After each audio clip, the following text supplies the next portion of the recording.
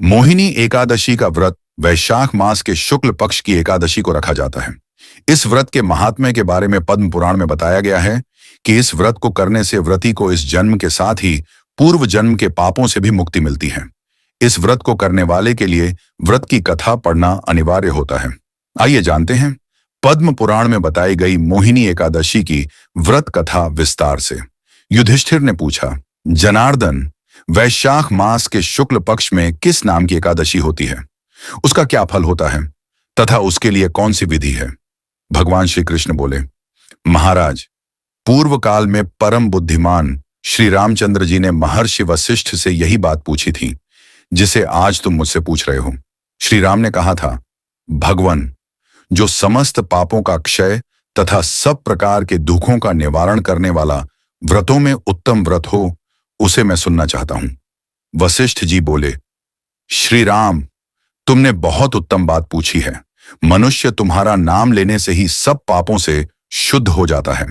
तथापि लोगों के हित की इच्छा से मैं पवित्रों में पवित्र उत्तम व्रत का वर्णन करूंगा।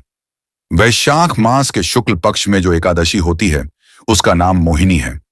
वह सब पापों को हरने वाली और उत्तम है। उसके व्रत के प्रभाव से मनुष्य मोहजाल तथा पातक समूह से छुटकारा पा जाते हैं।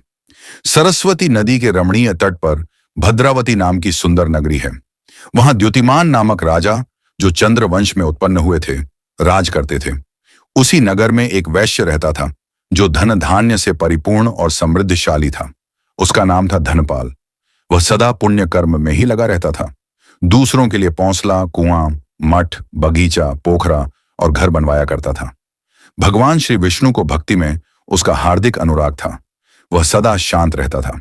उसके 5 पुत्र थे, सुमना, द्युतिमान, मेधावी, सुकृत तथा धृष्टबुद्धि। धृष्टबुद्धि 5वां था। वह सदा बड़े बड़े पापों में ही लिप्त रहता था। जुए आदि दुर्व्यसनों में उसकी बड़ी आसक्ति थी। वह वेश्याओं से मिलने के लिए लालायित रहता था। उसकी बुद्धि न तो देवताओं के पूजन में लगती थी और न पितरों तथा ब्राह्मणों के सत्कार में। वह दुष्टात्मा अन्याय के मार्ग पर चलकर पिता का धन बर्बाद किया करता था। एक दिन वह वेश्या के गले में बांह डाले चौराहे पर घूमता देखा गया। तब पिता ने उसे घर से निकाल दिया तथा बंधु बांधवों ने भी उसका परित्याग कर दिया। अब वह दिन रात दुख और शोक में डूबा तथा कष्ट पर कष्ट उठाता हुआ इधर उधर भटकने लगा। एक दिन किसी पुण्य के उदय होने से वह महर्षि कौंडिन्य के आश्रम पर जा पहुंचा। वैशाख का महीना था। तपोधन कौंडिन्य गंगा जी में स्नान करके आए थे। धृष्ट बुद्धि शोक के भार से पीड़ित हो मुनिवर कौंडिन्य के पास गया और हाथ जोड़ सामने खड़ा होकर बोला, ब्राह्मण द्विज श्रेष्ठ, मुझ पर दया करके कोई ऐसा व्रत बताइए जिसके पुण्य के प्रभाव से मेरी मुक्ति हो।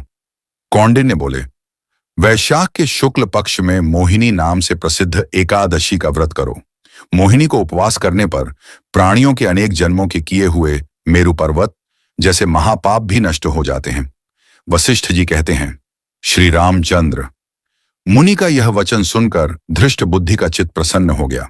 उसने कौंडिन्य के उपदेश से विधि पूर्वक मोहिनी एकादशी का व्रत किया। नृपश्रेष्ठ, इस व्रत के करने से वह निष्पाप हो गया और दिव्य देह धारण कर गरुड़ पर आरूढ़ हो सब प्रकार के उपद्रवों से रहित श्री विष्णु धाम को चला गया। इस प्रकार यह मोहिनी का व्रत बहुत उत्तम है। इसके पढ़ने और सुनने से सहस्त्र गोदान का फल मिलता है।